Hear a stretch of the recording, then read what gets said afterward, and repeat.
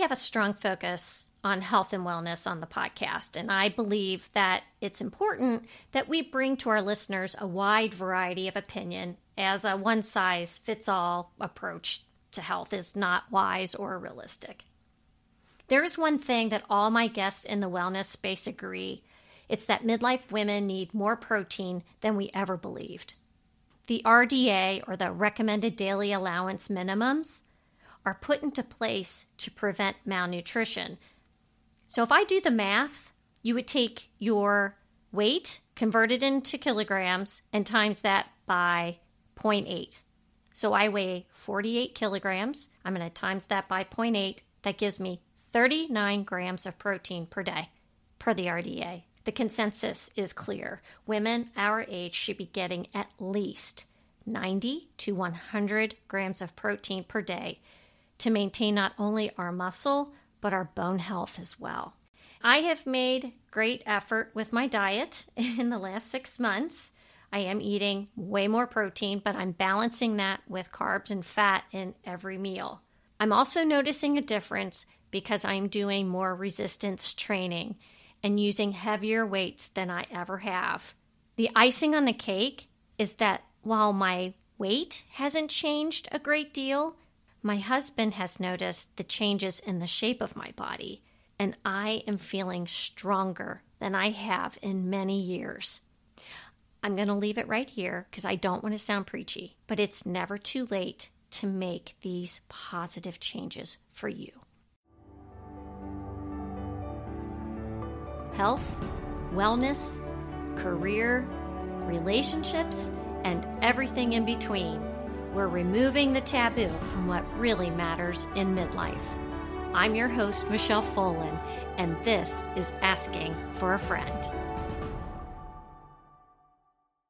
Welcome to the show, everyone. My guests today are 2 registered dietitians and nutritionists.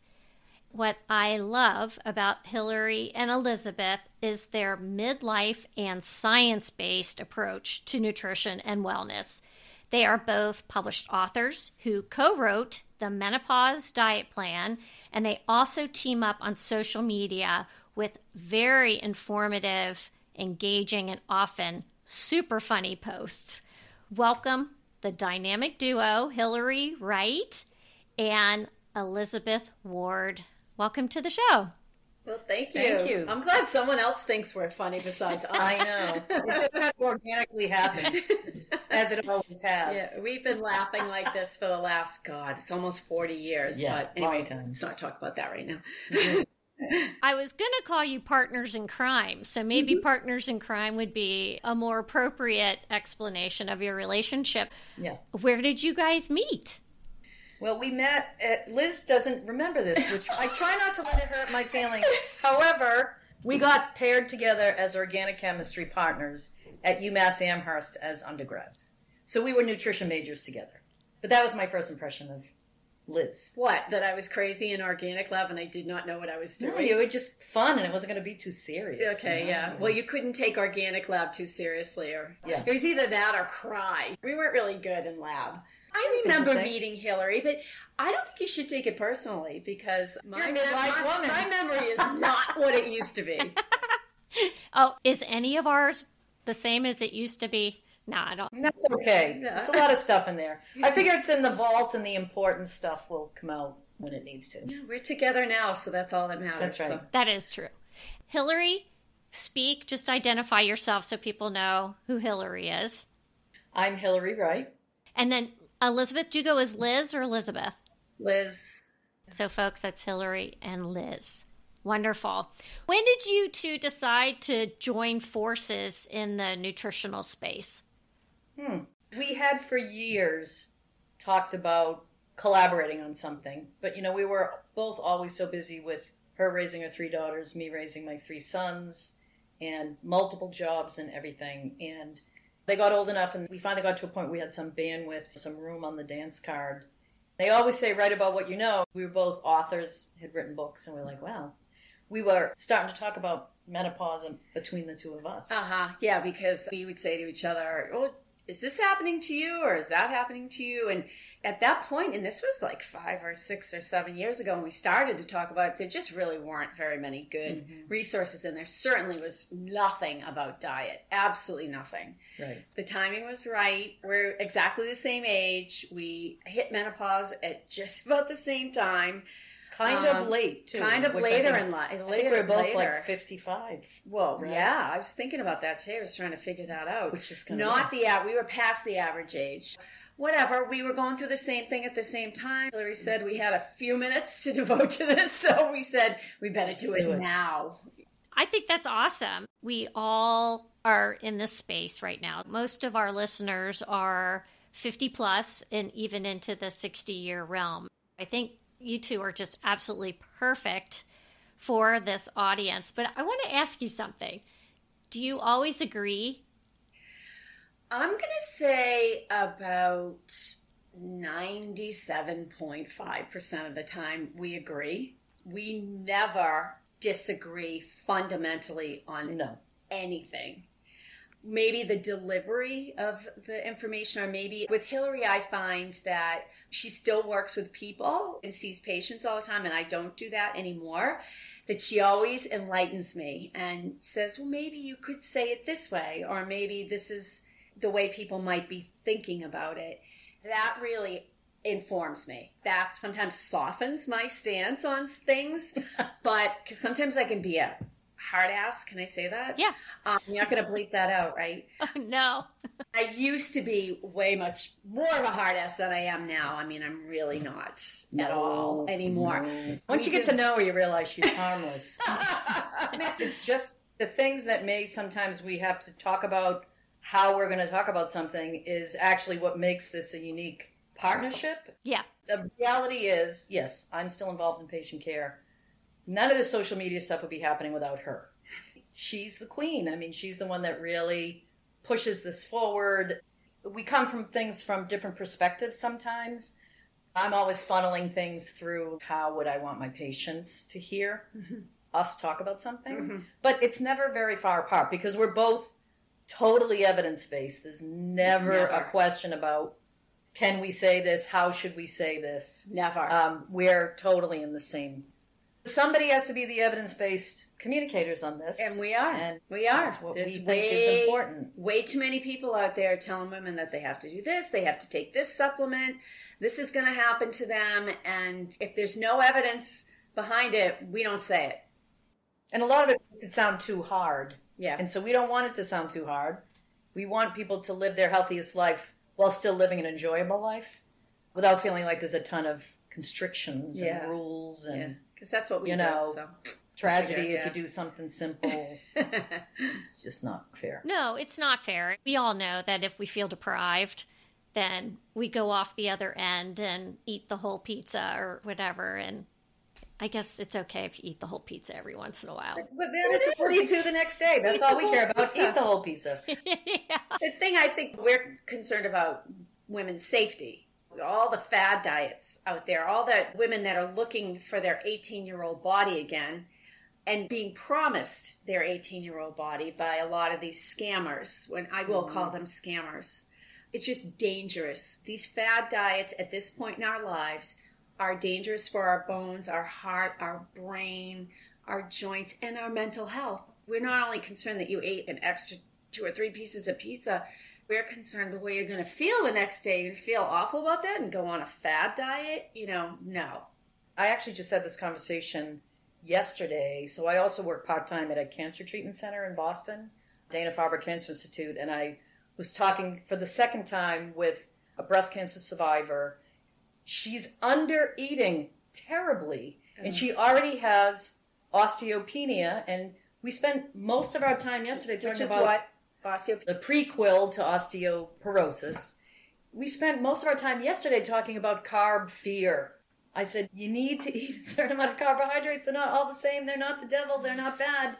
But as long as you insist on only eating protein and vegetables, you're depriving your body of a lot of important stuff that is setting you up for more problems with your bones and muscle loss, no matter how much exercise you do. If you undereat, I see so many women depriving themselves at this phase because they're so freaked out about body changes when, from our perspective, yes, you do whatever you can, but you also want to have respect for this body that's going to carry you through to the last day. My next question was going to be, what are the biggest hurdles for midlife women in managing their diets? And what I'm hearing you say is that some of it is just the misinformation out there, or that thought mindset that carbs are bad, or I have to restrict fat, or those types of things. And it's really more about creating some balance.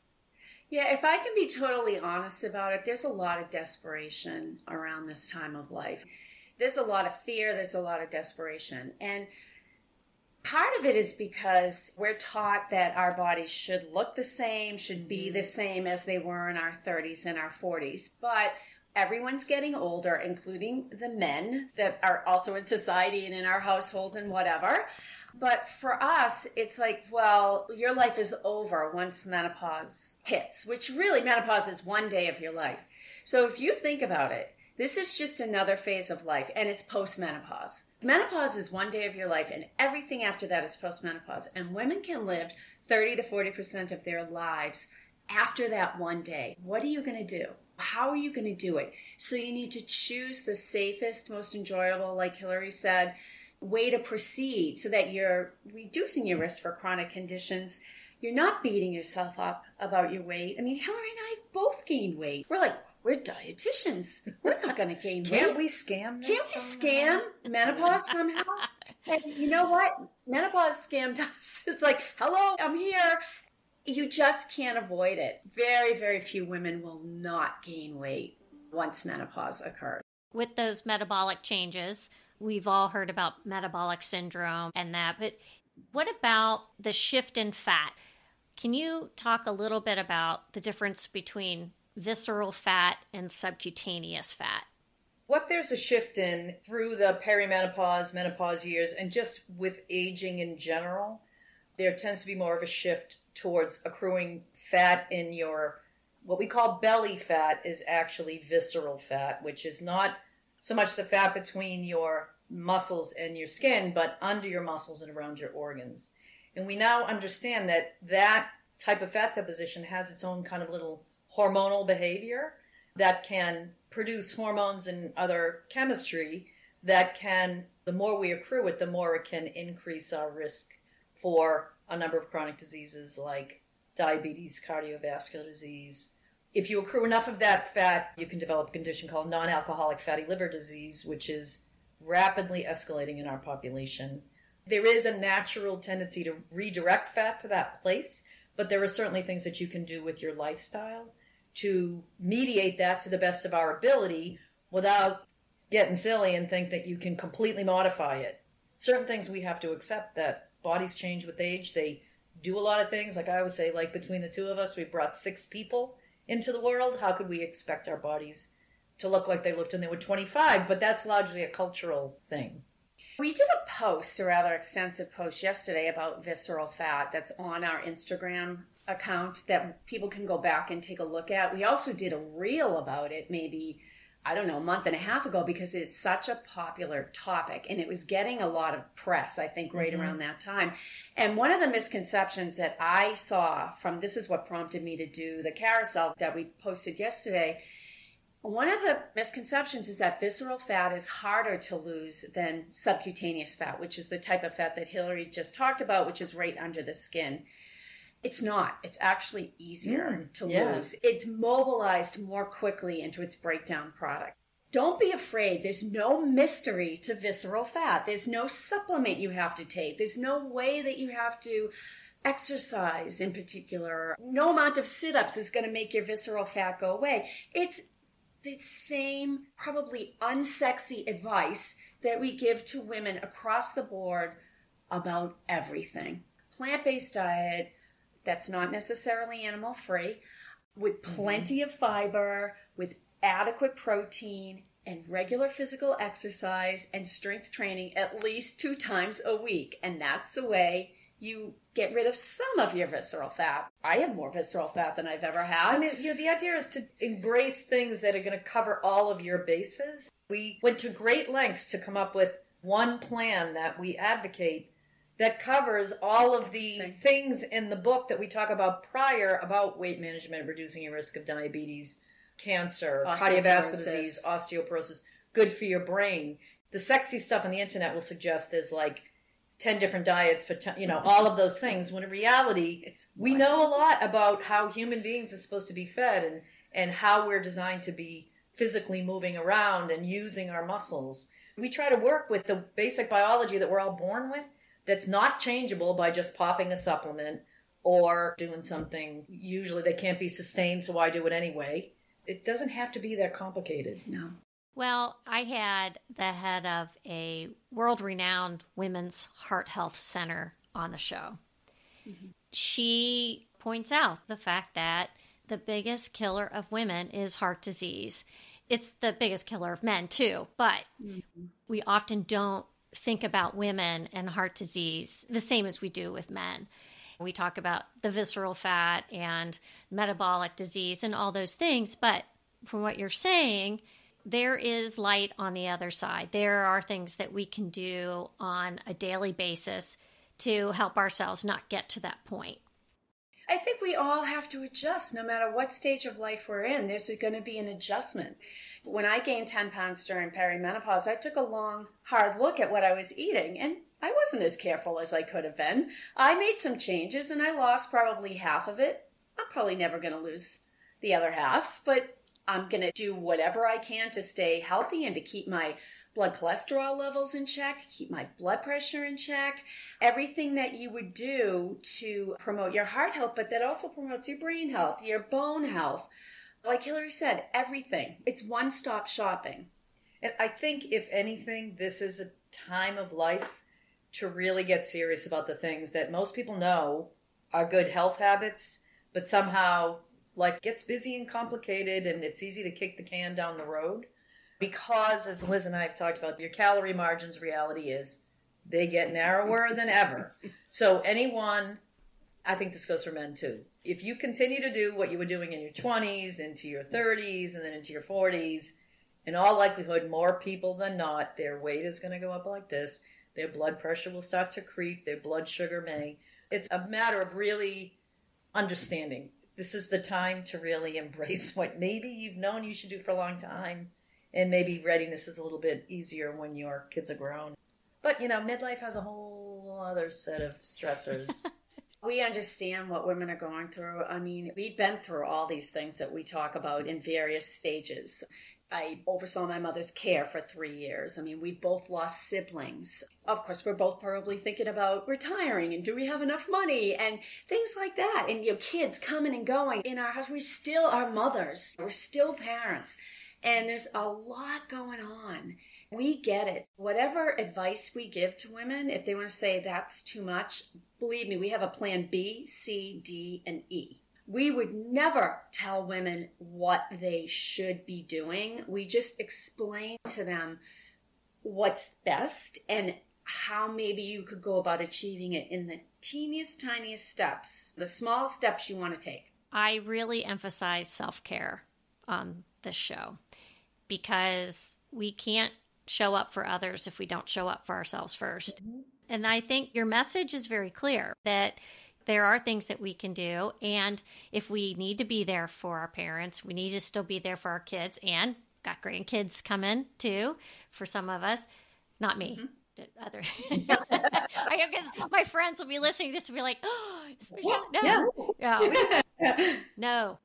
But I do like to get questions from my listeners. And one that comes up a lot is, what are your thoughts on intermittent fasting? And is it beneficial for midlife women?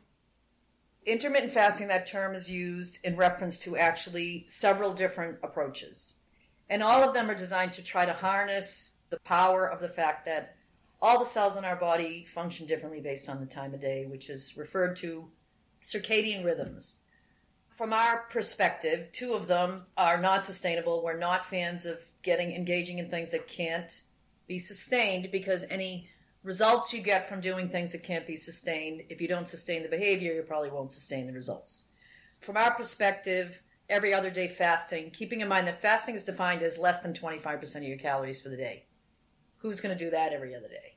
Then they have 5-2 fasting. Do what you want 5 days a week, 2 days a week. Do the fasting thing. Again, we don't see that as sustainable behavior. I think there is something to what's called extended time fasting, where you try to coordinate your eating with roughly the sun up to the sundown to allow your body some complementary hours of the day to not be engaged in digesting food and metabolizing it, but actually resting and regenerating. But again, we always make it something that probably can't be sustained. What's really popular is 8-16. I think it's just an attractive number combination, 8-16. Eat within 8 hours, fast for 16 hours. I actually saw someone recently who was the first and only person I've ever seen who I thought actually was not cutting corners on her nutrition. I have to tell you about her. Yeah. Not cutting corners on her nutrition because she ate very regularly within that 8-hour window. But I've seen multiple people try to do that, and then they realize, I can't go out to dinner with my friends ever. I can't eat with my family because I have to shut the window. I've had 2 patients that come to mind, both of whom were eating within an 8-hour window, lost 40 pounds, 45, I think, both of them. And then they just realized that it just wasn't, again, like so many approaches, not sustainable for the long haul. Because, and we dug into this, there's evidence of benefits of as little as like 11 or 12 hours of giving your body a break, to start proactively eating earlier in the day, and then staying ahead of your hunger and your need for food so that you can hopefully have dinner and be done with it. That's going to be beneficial from the standpoint of simply cutting out a number of calories that people are often eating after dinner. But that doesn't mean people can't occasionally eat something after dinner like the sky's going to fall.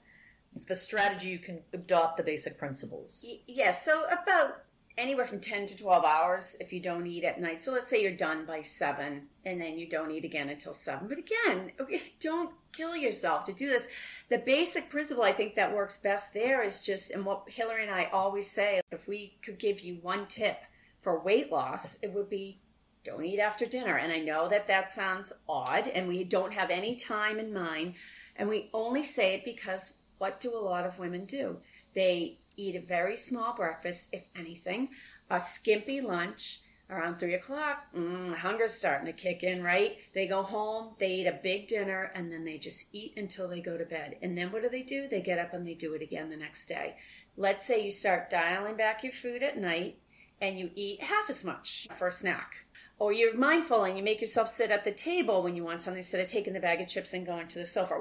We're not against snacking. We're just saying that that's where women tend to eat most of their calories. So getting enough protein at every single meal, moving the calories up through the day is the type of time-restricted eating that we like best. I also read, I don't know if you read this in today's Dietitian, I just read about a study that looked at the type of food snack choices that people make, and they said, the healthiest snacks tend to be the ones that people eat in the morning. Probably because we're like flush with good decision making and we're well rested and focused on our goals. And the snacks that people more often choose in the afternoon tend to be like salty, crunchy things. And the snacks that people tend to choose at night tend to be the sweet things. Right. Obviously, that's just a generalization. Right. But we know that oftentimes we eat for reasons that have nothing to do with hunger. It has to do with transitioning to the relaxing time of the day. And we also know that to be eating while not paying attention to what you're eating, but the television or any other screen. Many people, I think, end up eating a lot more after dinner than they realize. Whether or not for an individual the intermittent fasting is going to be beneficial, if they give it a whirl and the net result is they stop eating after dinner, that's a beneficial strategy. Yeah. Absolutely. On that topic, I was going to ask you about keto and paleo, but I think I'm going to get the same answer in terms of it's not really good balance in regard to what we really need in our diets at this point. Correct? It's one more over-restrictive, unsustainable diet. Why go down that road yet again? Keto is dangerous. It's downright dangerous for midlife women. Absolutely not. I had a feeling, but I had to ask because I didn't want to leave that out. You did. Okay. Plus, most people who are doing keto are actually not really doing keto anyway. Yeah, but they're just still depriving themselves of a lot of stuff they need at midlife and beyond. I had a feeling that's what you were going to say, but thought I'd better ask. One thing I do talk about quite a bit on this show is alcohol consumption. Since we are talking about diet and we are talking about our evening habits, what are your thoughts in regard to the impact of alcohol on our health? Well, we wrote a whole chapter on beverages, and most of it was about alcohol. Hillary did most of that writing, and because she is an oncology expert, I think maybe we should lead with that because that's probably the most interesting for women. We should start out by saying what's kind of scary is there is evidence, particularly during the pandemic, that women in midlife and beyond are drinking more than they used to. Those of us who work in healthcare and have to follow the science are definitely getting the sense that people are reconsidering even the general recommendations for moderation, that maybe we kind of oversold it a little bit. Up to 1 drink a day is fine for women. Up to 2 drinks a day are fine for men. Now I'm reading much more, and it makes sense to me there's absolutely nothing wrong with not drinking at all several days a week. I think we should reframe what we believe to be the middle ground on consuming alcohol. When it comes to cancer risk, alcohol consumption associates with a number of different types of cancer. The one that people hear the most about is breast cancer. If you look at the breast cancer researchers, they don't want women to be drinking alcohol. And certainly it's not the only factor related to lifestyle that may affect a woman's risk. But if the breast cancer people talk to the heart people and they decide to agree, and this is according to the American Institute for Cancer Research, they basically say, feel free to not drink. But if you're going to do it, up to 1 drink a day, which again leaves room for 0 for women, up to 2 drinks a day for men, keeping in mind that a drink is 5 ounces of wine. We've probably all been to restaurants when they're like, can I have a glass of wine? They'd be like, do you want the small one or the big one? No, the 6 ounce or the 9 ounce pour. It's 9 ounces of wine? It's 5 ounces of wine, so all women should get their wine glasses and a liquid measuring cup and see what that looks like in your glass. Because studies tell us that people who pour wine at home overpour. It's the same with hard alcohol, it tends to be overpoured at the table. So that's a shot and a half of some sort of spirits. Or a 12-ounce beer. We're talking about a Budweiser, Heineken kind of beer. There's a lot of craft beer places around where we live. They're very popular across the country. We're talking about a 12-ounce, 4.5% or 5% beer, as opposed to a 16-ounce, 8.9% craft beer. That's not even taking into account the calories. That's 2 drinks, right? You know, liquid calories, they matter. Given that we can't really rely on alcohol to be a health thing, nobody's suggesting people start drinking to lower the risk of anything. Mm-hmm. It does carry risk from a chronic health disease risk reduction standpoint and a weight control standpoint. We would encourage women to not drink daily, but to be very mindful of how much they drink if they do. Well, I appreciate that. And I have been reading some of that same data. I still drink, but I have definitely become way more conscious of my drinking. I will tell you that if I do have a glass of wine at night, I will get into the chips.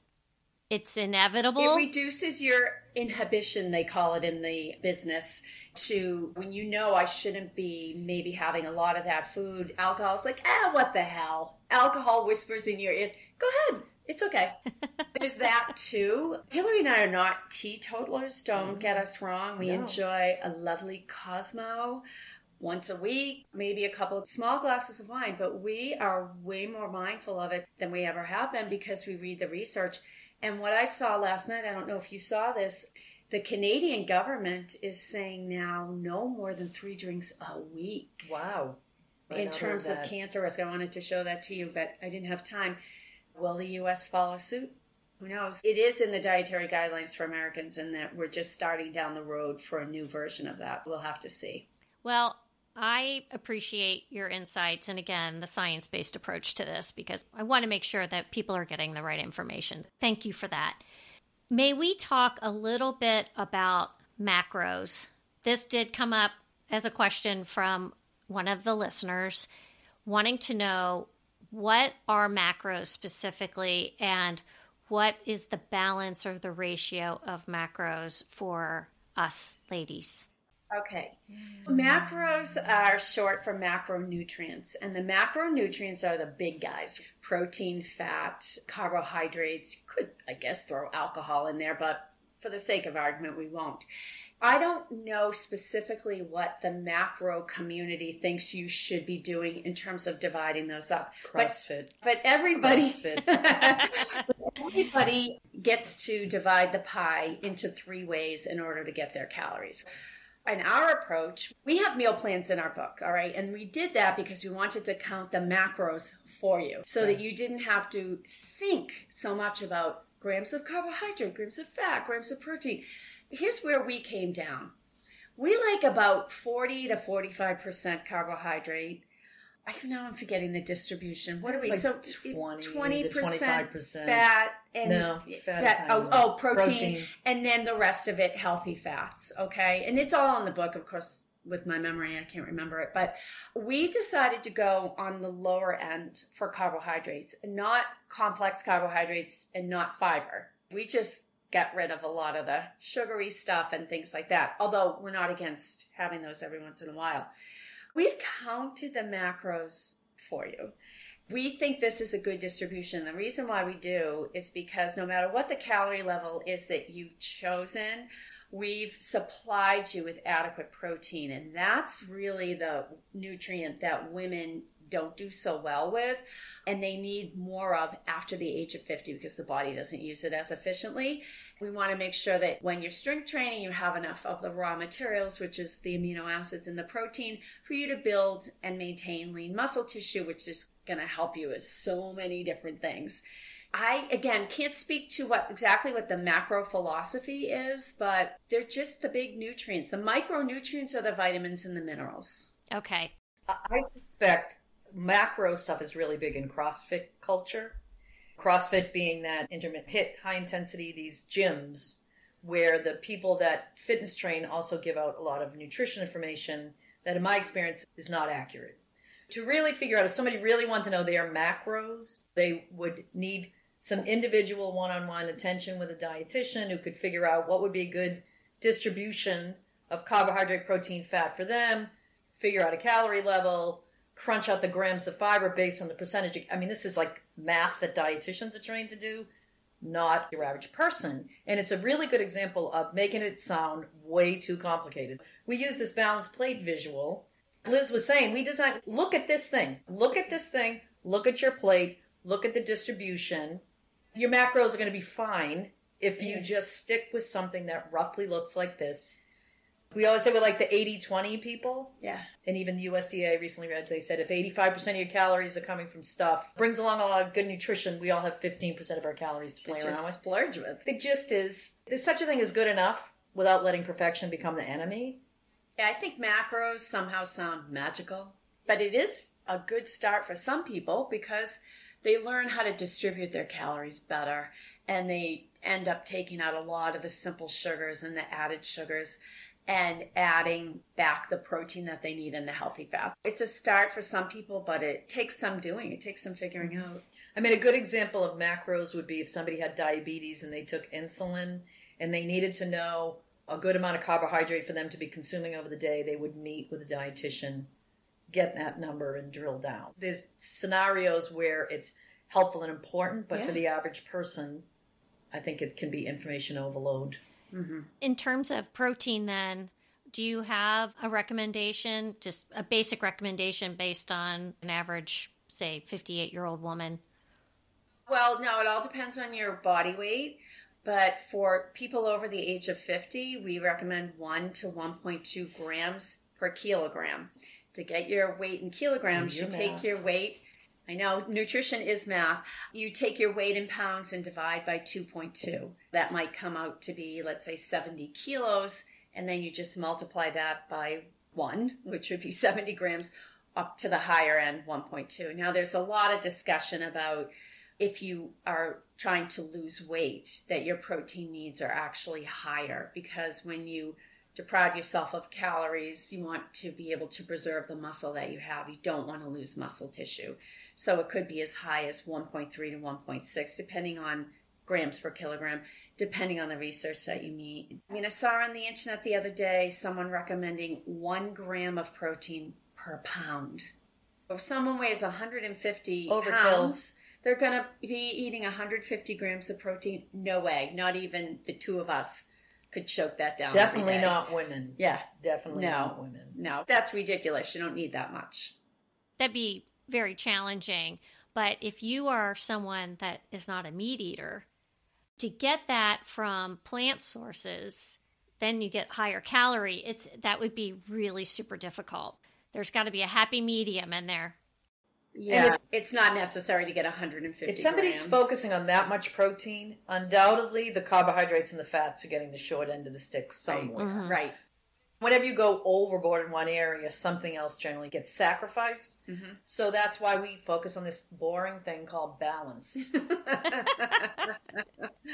We like it. It's boring, but we like it. It's livable. We all want achievable, I think, is what we really want.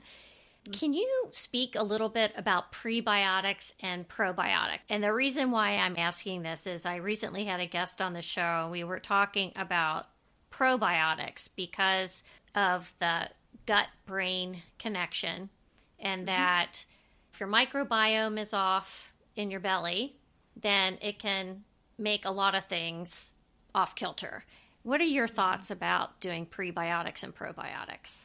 Well, we love prebiotics. I mean, prebiotics are fiber, basically. There are some polyphenols, which are what you would find in plant foods that also may act as prebiotics. Tea, we're big tea fans.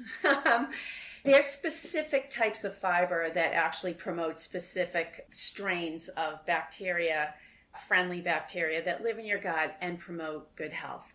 They're found in things like asparagus, onions, garlic. In terms of really nailing down where are prebiotics found, we recommend eating a wide variety of high fiber foods. So you're not racking your brain all the time. And those fibers feed the healthy bacteria that are in your gut, which also, by the way, are called probiotics as well. But I think you're talking about probiotic supplements or probiotics in foods. And I'll let Hillary answer that. It's never going to be a bad thing to eat food sources of probiotics, like yogurts and kefir and kimchi and kombucha, if you like it. No. Liz does not like kombucha. For the record. It's not for everybody. The reality is, the more we learn about probiotics, the more we realize what a complicated topic this is and how little we know. We know that each person's microbiome is unique to them as their fingerprint. We know that a lot of the microbiome influence occurs very early in life, and that if people want to have a good, healthy, probiotic environment, so there's bacteria and viruses and fungi and all the stuff that sounds awful, we actually need a lot of it in our GI tract, and it eats fiber. Taking a probiotic supplement sometimes feels like a shortcut. I just want to have a healthy gut, and I want to pop this pill. Because we know so little about specific strains and specific diseases, like there are some resources that give us some leads, but we need to learn so much more.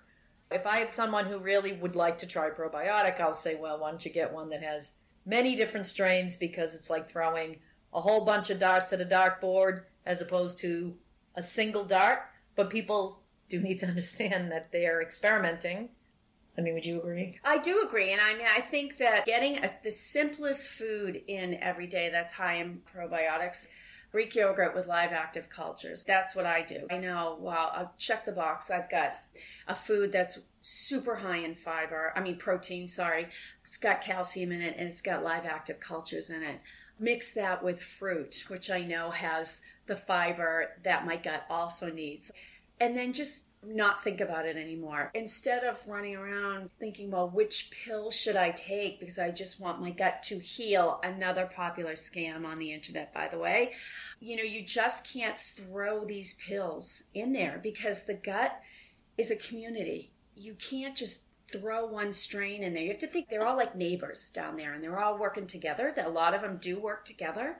When one strain, for example, is depleted, let's say because you're on a course of antibiotics, another strain can come in and do some of the jobs of the strain that's depleted until it comes back up to where it should be. So again, it's incredibly complex, and you can't just say, I want my gut to feel better, therefore I'm going to take this, and this supplement. As Hillary was saying, there is a lot of research out there, but it's not all super high quality and super reliable, but it's coming. It's coming. And it's like the wild, wild west of nutrition, I think, right now, don't you? It really is. I would say I do. the wild, wild west. I mean, I think it's also important to think about this. Like, if you had an indication, say you had a long course of antibiotics that you feel like wiped out your gut bacteria, there are certain probiotics that some studies have been done that may be beneficial. Mm-hmm. However, that doesn't mean you need to take them for the rest of your life. Maybe you buy a bottle and you take them. When the bottle's done, you hope you're repopulated. But what I see people all the time is just taking a probiotic all the time. Having said that, I have had a lot of people tell me they had some perceived something was not right, and they started to take a probiotic, and it got better. We're not really in the place where we know yet, should I be worried about people continuing to take probiotics? I mean, I think it's overkill, and the hype is way ahead of the science. But certainly, none of these things are free. If somebody would like to try one within a bottle's worth, in theory, I would think they would be able to tell whether it was doing something for them. But we have to understand it is nowhere near as established as a lot of the stuff written online suggests it is. I'm glad I asked that. You hear a lot out there about healing your gut and all of that. And it's like, is it my gut or is it something else? And I guess we don't always know. And everyone's gut is leaky lately. Have you noticed that? I don't know what that means. I'm hoping to God mine's not leaking. I got enough to deal with. Plus, you know, I do need to pull out my favorite acronym, whatever you call it. Quote. I say all the time, to take a probiotic and not eat a diet high in fiber is like buying a goldfish and never feeding it. You're going to find it float up sideways on the top of the bowl. The fiber part is a much more important, reliable, compelling thing. And the probiotic foods, too. Yeah, definitely. All right. This is such great advice. Calcium. Yes. Calcium queen. What about Calcium queen. I had heard years ago, once you hit menopause, it's too late to be taking calcium supplements or getting calcium in your diet. God, I hope not. I mean, hate those cut and dry statements. Those, yeah. Once this, then that. I know, all hope is gone. Your bones are going to be dustful. It's true that you lay down most of your bone mass during your adolescent years when your body is in peak form. It's storing up the calcium and all the other minerals. There's more than calcium in your bones for that strong structure for the day when your estrogen level goes down or plummets dramatically and you don't have that. Estrogen protects your bone structure. It promotes the deposition of these minerals in your bone. After age 50, your suggested intake every day goes up by about 200 milligrams a day. You should be getting at least 1,200 milligrams. But bone health is not just about calcium. It's important to get enough calcium. It's important to get 15 micrograms of vitamin D, which is equivalent to 600 international units for anybody that has an old bottle of vitamin D at home. You must get those two things together. Without the vitamin D, you cannot absorb like 15% of the calcium or something crazy low. Okay.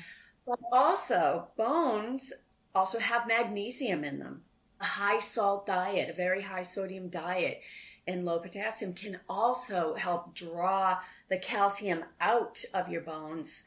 You don't want to be drawing anything out. You want to be depositing and making minimal withdrawals to maintain a certain tiny level in your bloodstream. It's not just calcium. It's also physical exercise and also protein. Thank you, of course. Protein is also extremely important for building bone cells. Also, resistance training. And anything that uses gravity is also working against your bones and promoting their strength. Yes, you still need calcium, 1,200 milligrams every day, but you need all those other things too. Can I say something about this? Because this is another thing that just happened to me yesterday that was very interesting. You have a very interesting life. Nothing see like really interesting patients. I had a breast cancer survivor who has osteoporosis. So she's told to take 1,500 milligrams of calcium. I said, so you taking supplemental calcium? She said, yes. And I said, how much? And she said, 1,500. And I said, how are you taking it? Because you have to spread calcium out. We can only absorb 500-600 milligrams at a time, so you need to divide the dose. She said, I get a pill, and I'm taking 1,500 milligrams in the morning. And I said, do you know what the name of that product is? And she went on her phone. This is the beauty of the internet, Amazon, She was taking 1,500 milligrams of coral calcium. I told her not to do that because of the heavy metals and all that. No. This is a very confusing issue when it comes to reading labels. It was 1,500 milligrams of coral calcium, of which 525 milligrams was the actual calcium piece. So she thought she was taking 1,500 milligrams of calcium, and she was actually taking 525 Okay, milligrams. so that sounds like a very fancy calcium supplement. When we talk about calcium supplements, we say go to CVS, go to Walgreens, Rite Aid, calcium Walmart. carbonate. Exactly. It's made in a lab. It's safe. This, what Hillary's talking about, is made out of shells. We don't know where those shells came from. Okay? We don't go for that. Calcium carbonate, highly absorbable form of calcium. You don't need anything fancy off of the internet or on Amazon. In fact, it's worse for you. In this case, it's worse for you. I take calcium plus vitamin D. It's a CVS supplement. And I take 600 milligrams of supplemental calcium because I get about 600, maybe a little bit more, in my diet. So I know that about me. I'm not going to be getting 4 servings of dairy or other high calcium foods in my diet every day. So figure out what you do and then make up what you need with a calcium supplement. You do not have to take huge doses. Good, because I can't get more than 3 pills. I'm like, I take enough other stuff. I don't... The vitamin D sometimes needs to be customized too, based on what somebody's 15 micrograms is a bare bones, got to get this.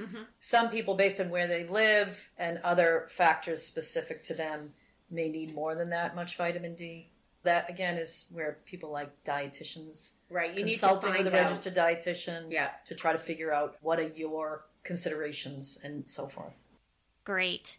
For people in the nutrition space, I love to ask them this. What is typically in your shopping cart every week?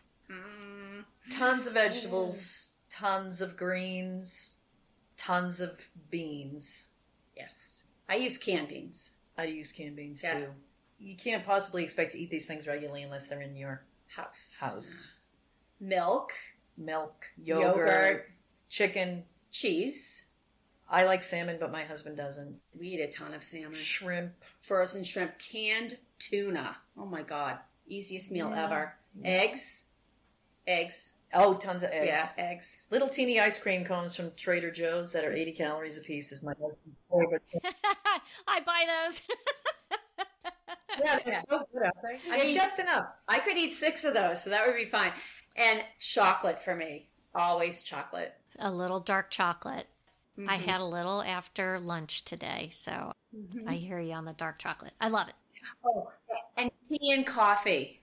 Tea. Lots. Coffee. Yes. Also tea.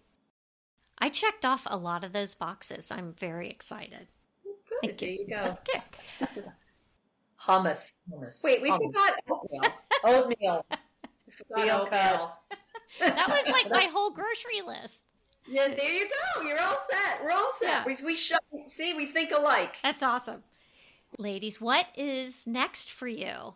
I'm going to vote for a podcast, but what else are you going to do? It would be fun. It's a matter of figuring out how to do it. Maybe you can teach us how to do it. Maybe we can interview you and you can teach us how to do it. No, it's funny you bring this up because my husband reserved a domain name that one of our original ideas of collaborating was going to be a radio show. It was so old. Yeah. So long ago, it was going to be a radio show. And it was going to be called Shut Up and Eat.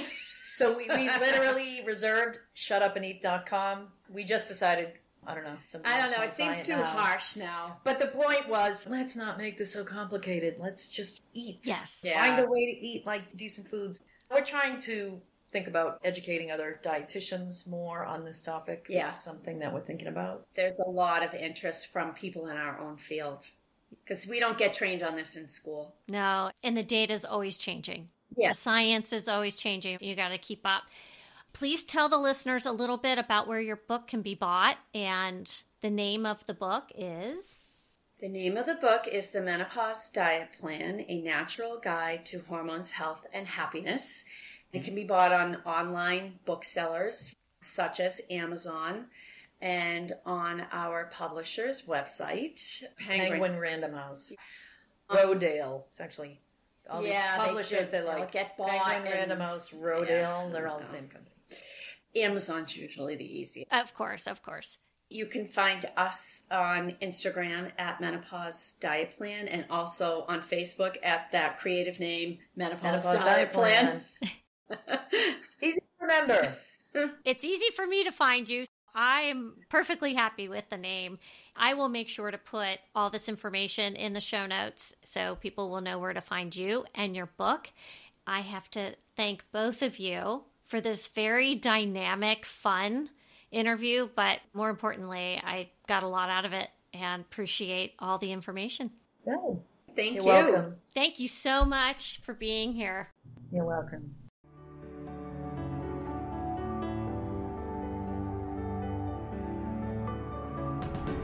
Follow Asking for a Friend on social media outlets and provide a review and share this show wherever you get your podcasts. Reviews and sharing help us grow.